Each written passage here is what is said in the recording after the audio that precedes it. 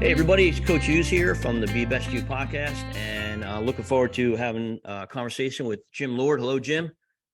How you doing, John? Good to meet you. All right. Good. Same as well. We tried to connect a couple times, and our schedules are pretty busy, but I had found out I had, fortunately, a lot of my feeds on Facebook will pop up things that I like, and I'm deleting everything else. And your book had come up, and you were kind enough. I reached out to you, a while back now, and able to connect. And the book that I'm referring to is right here. It's called "Don't Wait, Lead Now."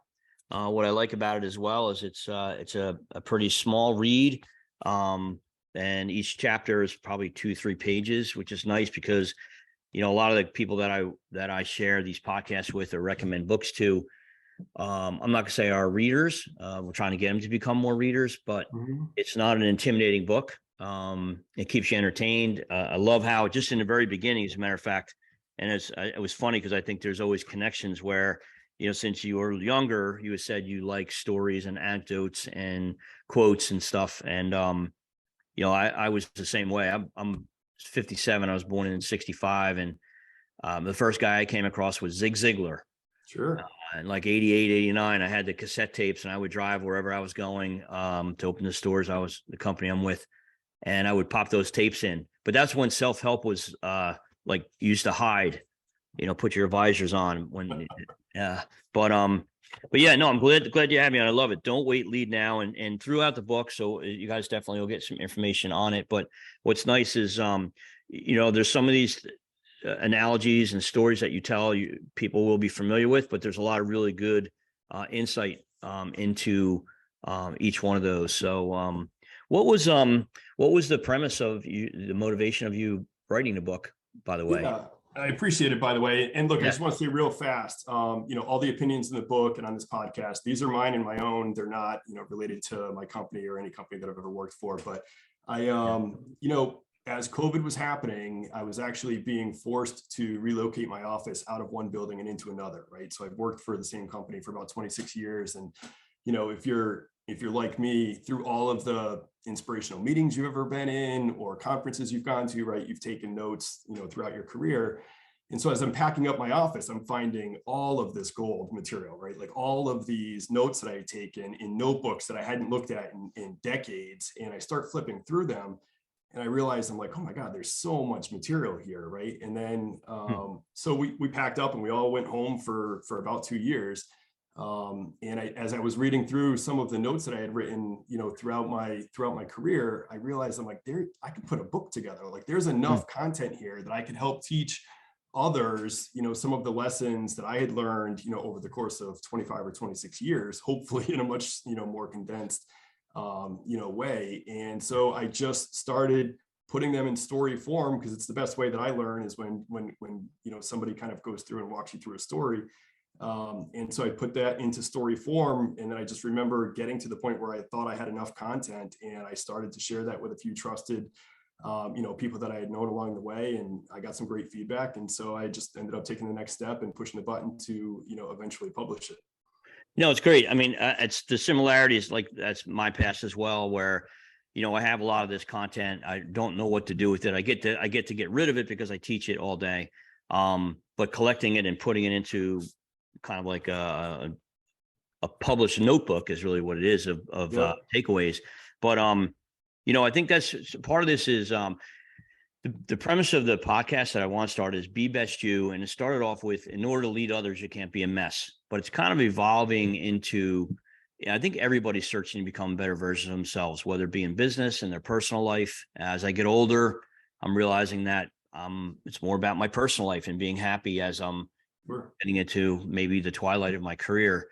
But one of the things you hear all the time is work smarter, not harder. And I always had a problem with that because managers or bosses that I worked with in the past would say that. And I always felt like, well, am I not smart or, what was it? And I now I say, learn to work smarter, always work hard. And you said that, through your career, you attended seminars, you read books, you wrote down notes. So you've always been sounding like seeking that. And what I maybe if you can kind of coach some of the listeners to a lot of these guys or gals are coming in, they're working really hard, they're putting the hours in, they're getting smarter through experiences, mistakes, but by attending a seminar, by listening to a podcast, building your success library, or Zig Ziglar say what he used to say, automobile university, um, reading books. How important do you think that is for people who are hard workers to get smarter, is to Mhm. seek knowledge like you shared throughout this book? Can you kind Yeah, of teach people to that a little bit?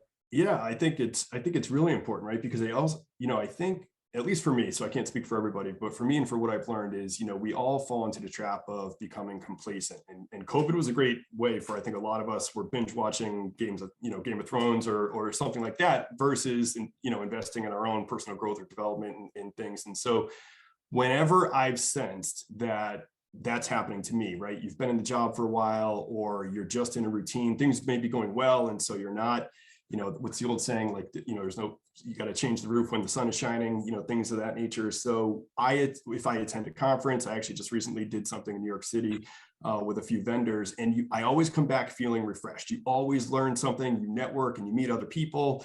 Right. And so for me, it's those opportunities that kind of remind you, like, there is value. Like, don't poo-poo these opportunities that might be coming your way because you feel like, well, I don't need that.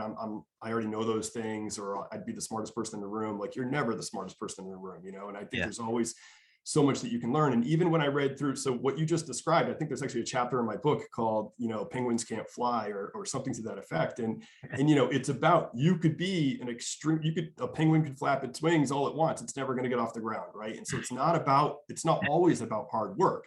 Like, there's got to be, like, that work has to align with kind of the natural, skill set or things that are also in your DNA that you're intended to do. And so, I think I compare stories where I could never be a roofer. I'm afraid of heights, right? And so I think I'm a really hard worker, but it doesn't matter. You're not going to catch me putting on, Yeah. putting shingles on your roof, right? And so you kind of have to align your natural, skill set with that hard work. And then hopefully, if you're able to do that, and by the way, as leaders or managers, I think it's also, when you said, somebody said to you, right, like, work harder, not smart, or work smarter, not harder.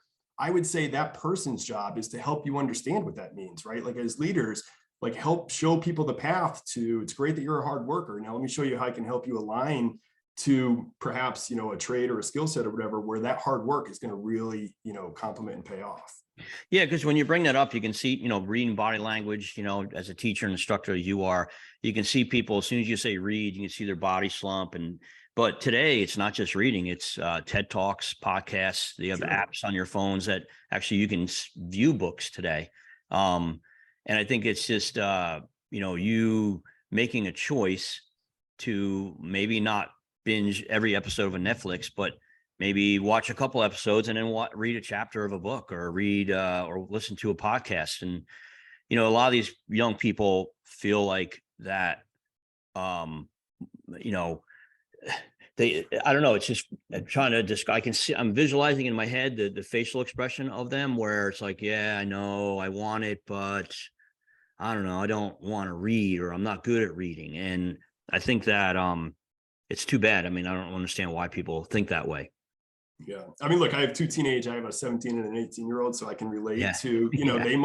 they might pick up something that's 30-second or a minute and a half blurb off TikTok today, right? And to them, Mm. now they're inspired, and they just heard or learned something. And so you're right. I think it's not one size fits all. So we're talking about a book, you're doing a video and a podcast, I'm talking about seminars or meetings, or any combination thereof. But I think the point is, don't let yourself become complacent. Don't convince yourself just because you graduated with a degree, or just because you're in a good place and you have a good job, or things happen to be going well today. You mentioned being in, like, the twilight of your career. Like, you don't know what's going to happen tomorrow. Nobody Sure.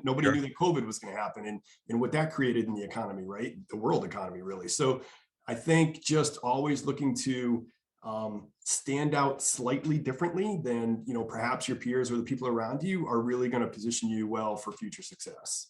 Yeah, I mean, I think COVID, I wrote down a couple words like that just pop in my head. Like, I think COVID forced us to all pause, which we did on a lot of levels in our lives. And then I looked at, you had said something earlier, you didn't use the word, but I think reboot was another one. And then kind of refresh, where you shouldn't take losing a job or having a health issue or having a financial crisis for you to, think about what you're going to be, Yeah. and I think too often we all wait for that. Um, and I think as leaders, in order to have other people choose to follow you, you have to learn to kind of pause on your own rather than pauses happening to you. And read those books or listen to those things so you can kind of reboot, refresh, and then, move forward. Well, I have a little thing at work where I always say when it's a week class, 1 week, 5 days, and I draw it now because the PowerPoint slide that I would have to do would have 40,000 transitions on it, right? So, but I just draw a little dot and I say, this is where you are today. And then I say, how many people want to be there? And nobody raises their hand. Everybody wants to be better. I say, well, if you want to go here, which is your ultimate goal, you have to go backwards first and visit your habits and choices and change there before you start moving forward. Sure. Because then you won't go there. And it's one of those moments where when they're following me, you can see the visual learners and the auditory learners are like, what? But this idea of being better version of yourself, you have to do the work to do that. No one's going to get you out of bed and make you a better person. And that's what I kind of through your book. Honestly, I like a lot of these little anecdotes and the stories I'm familiar with, not all of them certainly, but most of them. And it seemed like that's what you were doing. Like during that COVID time, you saw an opportunity to go, hey, what's next? Or what have I done? How do I move forward?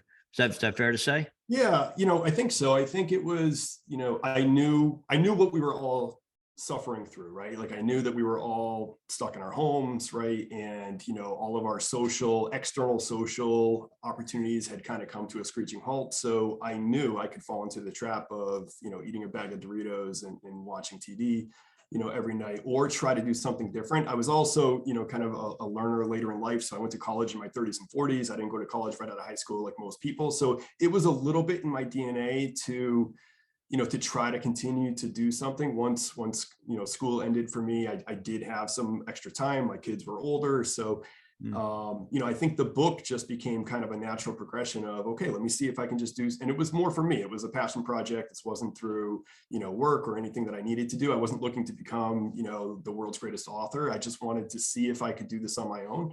And since then, I've actually, been kicking around the idea of perhaps doing a second, kind of follow-up, because it was really interesting. I've learned a ton, going through, I did everything myself in terms of the writing, the editing, I bought the pictures, I put the whole thing together myself online. And so there's there's a lot of tools. And again, you have to do a lot of learning and reading just to learn how to put together a book. You don't grow up knowing what the gutter of a book means until you find out that yours is off, and every book is difficult to read and you have to go back and make some tweaks to it. But it was a good exercise for sure. Yeah, and I think what you did is, I always say, like, one of my props is I'll hold the Good to Great book up, and I say this is a pretty thick book, and right, and everybody gets nervous about reading that whole book. I said, but really, and I just use the story of the bus, right people on the right seat, that kind of thing. I go, so you can buy a $19 book and read one page, a full chapter, or 3 chapters, and get $40 out of that book. You can read another book, 300 pages, and be like, I just wasted $19, but I like that. I wrote down passion project because one of the things for me is I always feel like there's a book in me as well, but sometimes I'm like, is the book about getting this information to other people, or is it really about writing it for me? And you just made me realize something, because that's kind of what I need to probably do, is not write it for other people, but write it for you. Is that kind of... It's exactly. Yeah. It's actually, no one's ever said it to me that way, but I have gotten feedback, and I've had people say to me, for example, like, hey, did you write this for executives, or did you write this for first year managers? And I said, I wrote it through the lens of, I liked stories, and I tried to take some of the most, pertinent leadership stories that I recall being exposed to, and telling them in a way that would help, because so far, by the way, people have bought this for high school age students, college students. There are some, a lot of like sales trainees are reading this. And so I never really decided, here's my audience, and let me write something that's going to help that person. It was more what you said. It was a passion project. I just put these stories together, and I wanted to just see how well it was received. And I've gotten great feedback from, a variety of, audience that I hadn't even really anticipated.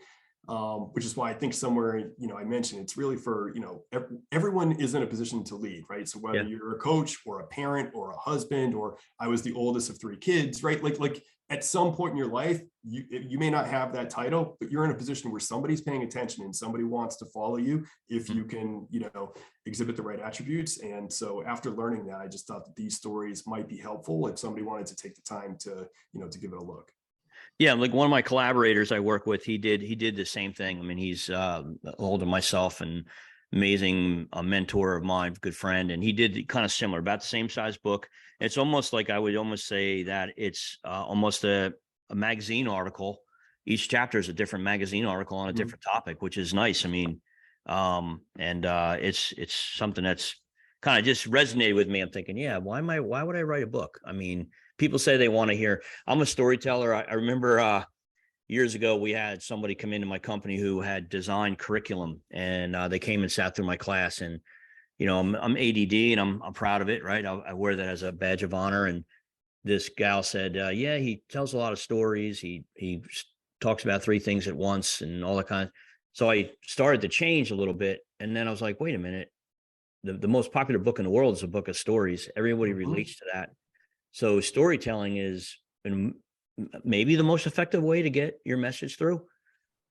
Look, I think it's why you're good at what you do, right? If you're a trainer by trade, you're teaching all these classes, right? It's we've all had a professor or a teacher where they're just reading from the script, and it's very kind of one way, and everybody zones out or puts their headphones on and stops paying attention. And then you start to tell a compelling story, and you relate to how that content or material applies to real life. And when I say real life, it doesn't have to be leading people or managing a business, but it could be family. I try to connect a lot of, the stories in the book to other real life examples that people could relate to. And I think, one of my favorite chapters, I had the opportunity to see General Colin Powell when he was still alive, after he was retired. And, he talked about how he became a 4-star general, and that he did 1 extra push-up than everybody else, and in your mind, you could almost see like 100 cadets, like 88 or 99, 100. And then if one person does 1 more push-up, I'm sure in the military, that doesn't really score you a lot of points, but he just talked about how through his career, if you stood out just a little bit differently than the people around you over time, right, that would add up. And he didn't pretend to be the smartest person in the room or wake up first or go to, but it was just about stand out and be a little different. And you could apply that anywhere in life. That to me was not about becoming a 4-star general. It was like, you could be a student who's, in elementary school, or you could be, the quarterback for an NFL team. And if you stand out a little bit differently than your peers, generally speaking, I think good things are going to happen for you. Yeah, I mean, and too, thinking about that as well. I mean, if you read the book again, or with the way you wrote the book, it kind of learn a lot about you. It's kind of your personal journey through each one of those stories. So you are sharing who you are that way. So, I mean, one of the things that, when it comes to, picking up this particular topic to talk about when trying to become the best version of yourself, I'm going to kind of go down to a very specific audience of somebody that feels kind of stuck, maybe. I'm not sure which book to pick up. They're not sure which podcast to listen to. And because of that confusion, they don't do anything.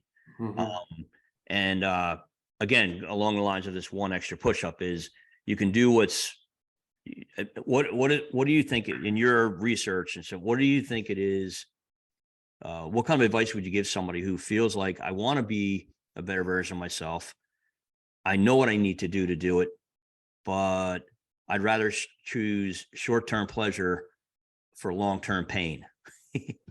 Yeah, I mean, kind of a tough question there. Well, these are all, old adages, right? Like, I think the first step is the hardest. I remember when I went back to school in my 30s, the hardest thing I did going back to school was literally walking into Providence College's, walking up the flight of stairs to get into the admissions office as an adult and feeling awkward. But after that, and you take your first course, and all of a sudden you realize, I'm pretty good at this. Like, this is interesting, and by the way, the stuff I was learning was applicable to what I was doing in real life, because, you could relate to it as a working adult versus, perhaps as, somebody getting out of high school. So I think what you just described, if you've self-identified that.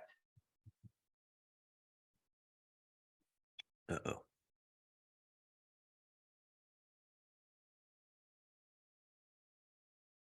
You still there, Jim?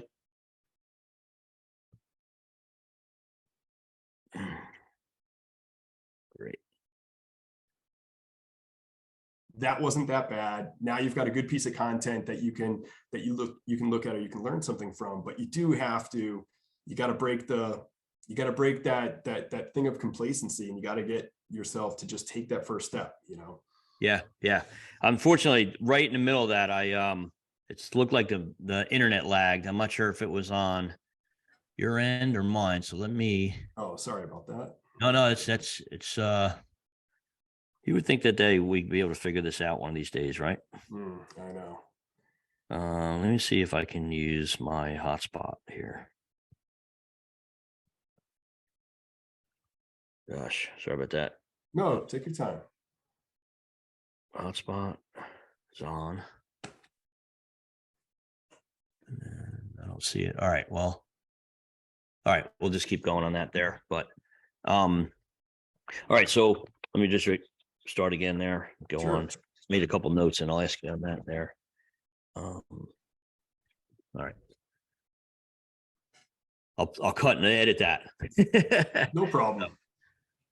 All right, so sorry about that, Jim. One of my favorite chapters is one of my favorite videos that I came across. I'm sure you did, was Admiral McRaven's "The 10 Things to Change Your Life" years ago, and kind of a funny story. I won't tell the whole thing with it, but making your bed. Starting off in the morning and making your bed. Like what does that have to do with it? And I think what happened for me, I was single at the time before I met my wife, and why do I need to make my bed at home? And so after watching that video, I was like, let me make my bed. And for about 7-8 days, I did. And I felt really like accomplished.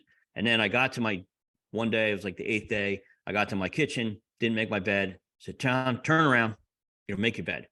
So I did that for another 3-4 days, got in my driveway at this point. And as the story is a lot longer than this, but every couple of days I would make the bed, and then I'd get further and further away from making my bed. And then the guilt would come in. And, with that there, and again, you had the 10 lessons as chapter 4. And I love that. I actually was able to send Admiral McRaven a bell, and he signed a bell for us. It's at the training center here. Oh, that's amazing. But, taking time or watching those videos or watching those kinds of that information, and then using and applying it for yourself. But then what are some techniques you can say you would maybe recommend to a trainer or a coach or leader to not just play the video? Because one of the things, I don't want to ramble here, one of the things that I see a lot of guys do is they find something that's really good, and then they hand it to the other person. And what I find is that the other person doesn't know how to watch it or apply the video. And I usually say, we give people a tool, but we don't teach them how to use it. Mm-hmm. And the tool doesn't do the work necessarily. So take the Admiral McRaven video, which you're familiar with. Sure. And you want to share it with somebody because it gets you excited and jazzed. But then people either don't watch it or they don't watch from saying, what's a way that a coach or teacher or leader can take a tool, a video, a book, an article like that, and then apply it or coach it through their organization or team?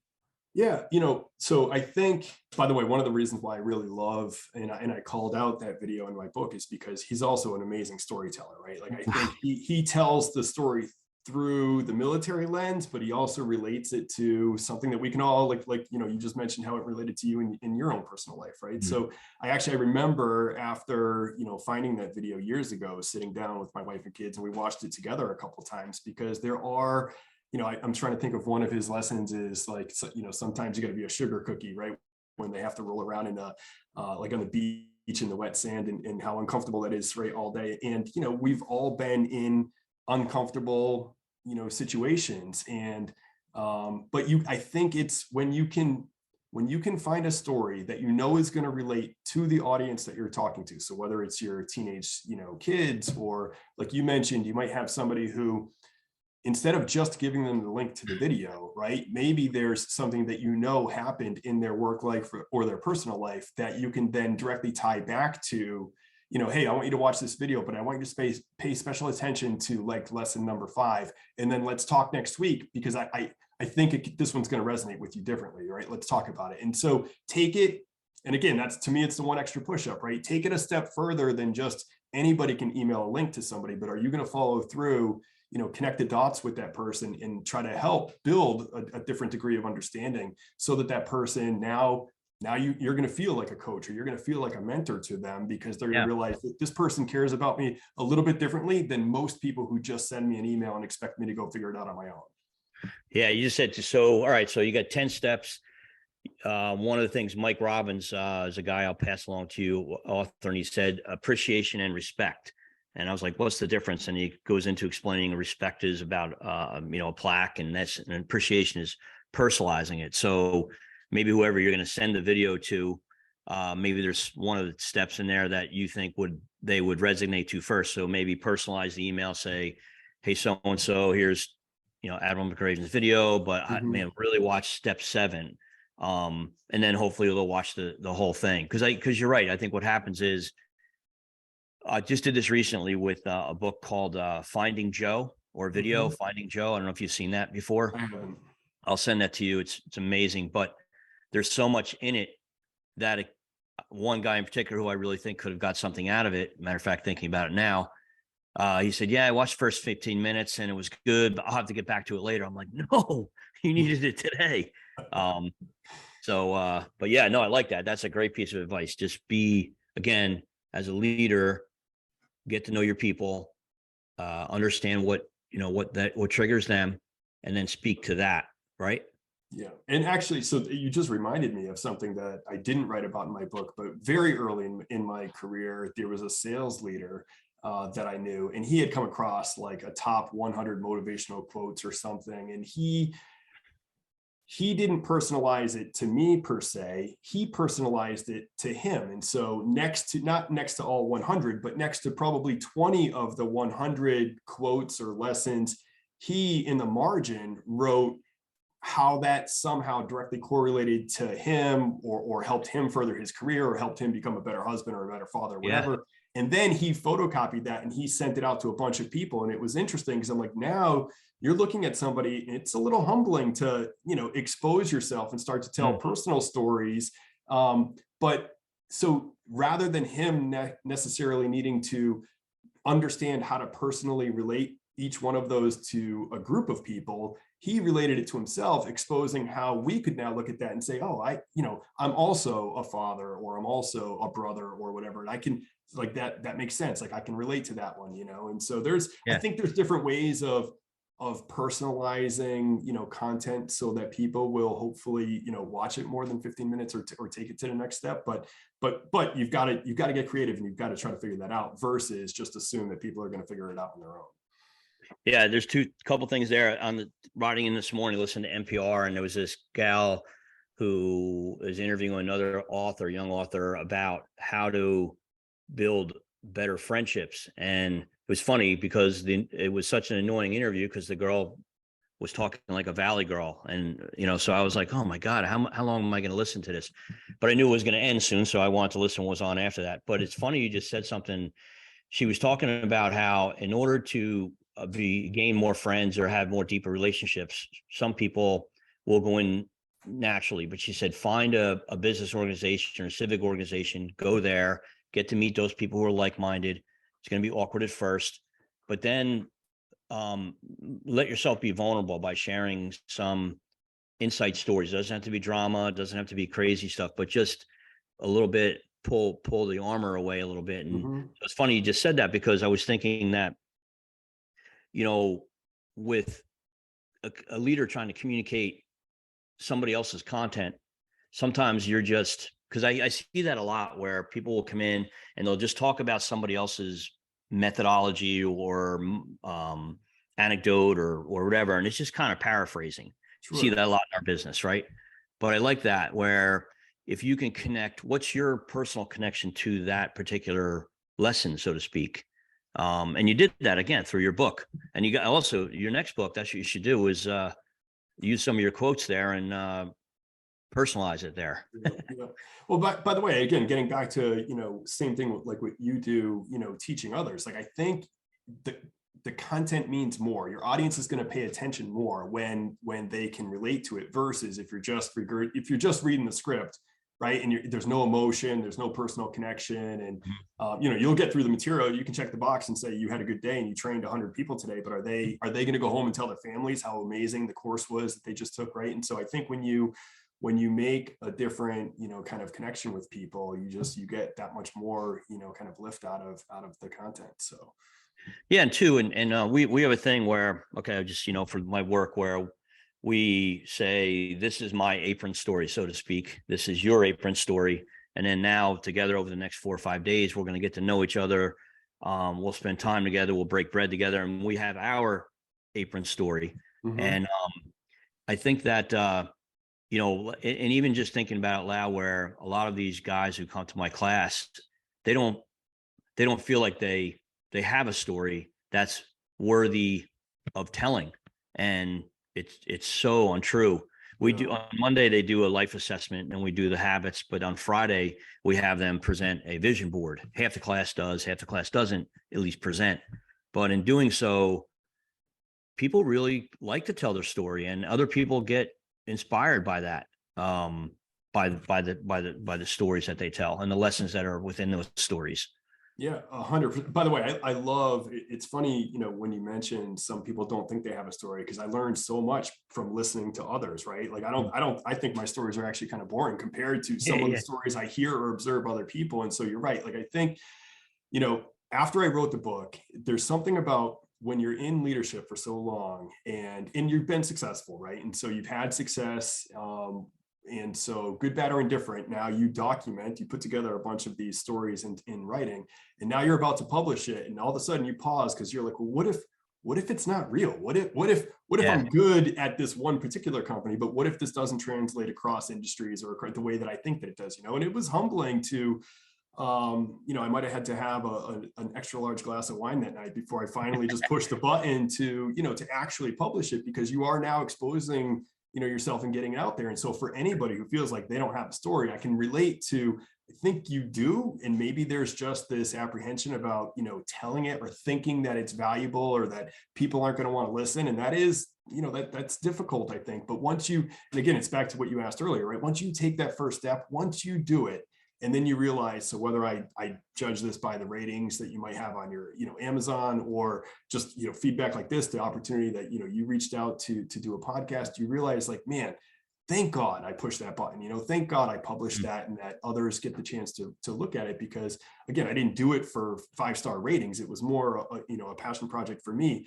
But I love that it actually, does add value. And I think others have those. I know that others have those stories, because I've learned about all of these things from others, right? And so helping people, find that confidence and find that voice to be able to tell that story. It doesn't just make you better at work. This stuff makes you better at home, right? You're going to be better in all aspects of your life if you can find a way to kind of channel that inner voice and use it differently than perhaps people have, in their past.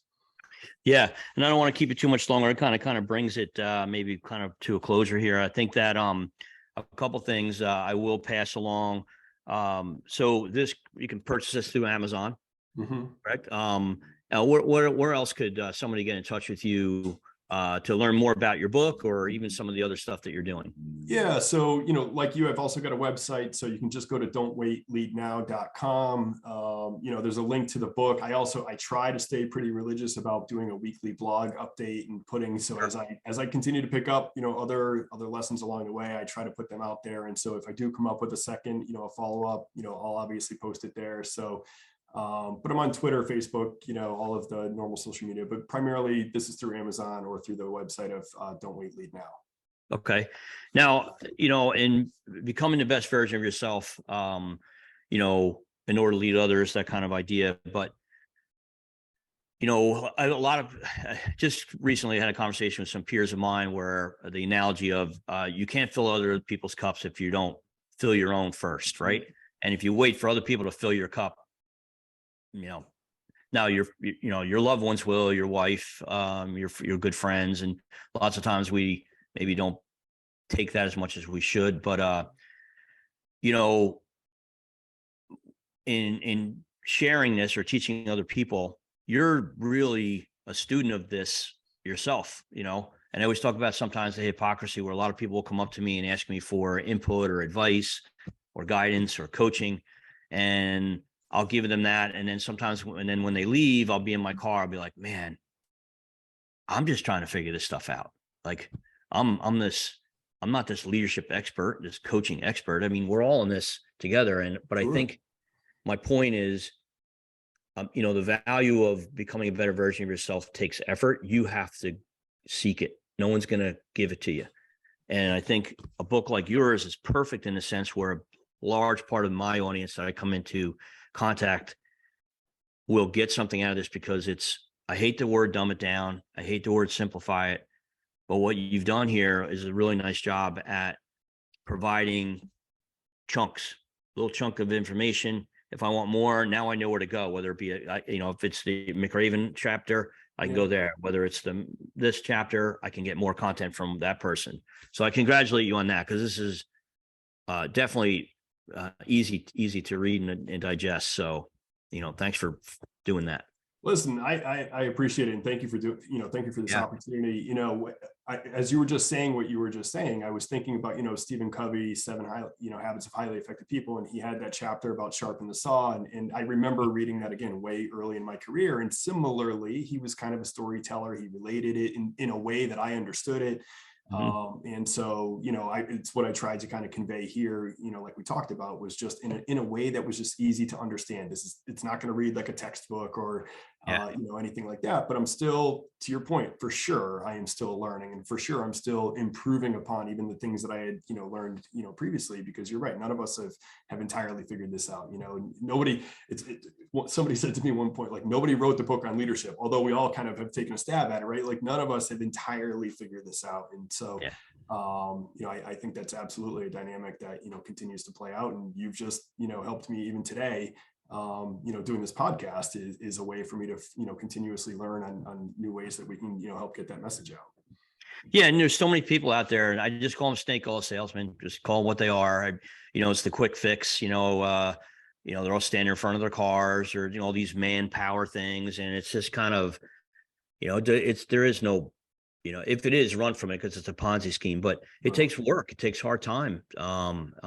So I kind of been trying to be diligent in this, and it's kind of a question that maybe come to or answer as quick as you can, because there's a lot of answers today. But what would you say, in order for someone to be the best version of themselves, what do you think one of the first steps that they should, consider doing to be the best version of themselves, whether it be life or work? Look, I'm super fortunate that my wife is really, really good about making me better, right? I think you got to have a trusted advisor. You got to have somebody who's comfortable giving you feedback, and you've got to be ready to take that feedback, and I joke all the time. Like I always say, like, so you can determine somebody's success by their spouse, because my wife is constantly, kind of pushing me in a good way. And so for that person, it doesn't have to be a spouse, but if you've got a friend, a mentor, a cared advisor, somebody, I remember it. I think I tell the story in my book about my high school guidance counselor had that impression on me when I was really, really young, and so I think it's so important that people have that at least one person that they can get some real feedback from, that they trust, and hopefully that's enough to then kind of ignite that spark to help them continuously, move along that journey. Yeah. Kind of reminds me of a conversation with a young gal, graduated from with same age as my daughter. She lived out west, and for a couple of years came back here, and she just opened up, said, yeah, I started going to talk to somebody. And she goes, it's weird. And where we live in New Jersey, you don't talk about talking to somebody until you need to. She goes, out in Colorado where she's living, she said, if you're not talking to somebody, you're weird. And she's like, why do people wait? And that was like, grasshopper teaching the master, so to speak. But I was like, yeah, going to if we're coaches, we have to make sure that we're seeking, getting our cup filled, because we're always filling other people's cup, that whole analogy there. But Sure. yeah, no, love it. That was a perfect answer. Thank you for that. And I will be, so what we do is I buy a couple dozen books at a time. And then every leadership week, we have a library of different books, and we raffle, we do a little raffle, and we hand them out. So yours will be on the desk next week. We're in Houston all week, so we'll have some of those books. I'll take some pictures of people getting that book for you. That's amazing. That's great. Yeah, Thank you. Yeah. So I appreciate it. I don't want to keep any more of your time there, and I could talk all day about 1,000 subjects. Hopefully, if people get to watch this, they'll won't get too lost in the rambling that I do once in a while. But we'll get there. So this was great. I really appreciate the opportunity, Coach. Thank you. Yeah, no problem. So Jim, thank you very much. His book is called "Don't Wait, Lead Now." The website is that.com.